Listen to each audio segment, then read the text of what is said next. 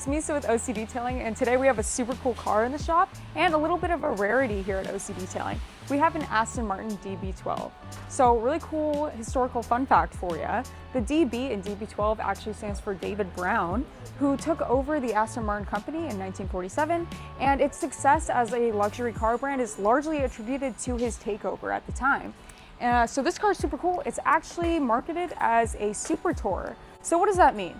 It means that they are bridging the gap between a Grand Tourer and a high-performance supercar. So best of both worlds sort of vibe. We are doing a full PPF with ULTRAFIT XP Crystal, meaning that all of the painted panels are going to be fully wrapped and tucked, so no exposed edges or lines. And we're also doing a ceramic coating on the front windshield.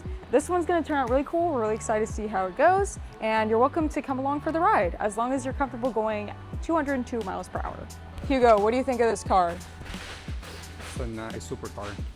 What would you rate it 1 to 10? 11. 11, okay. But it's a DB12, so you should have said 12. You're right.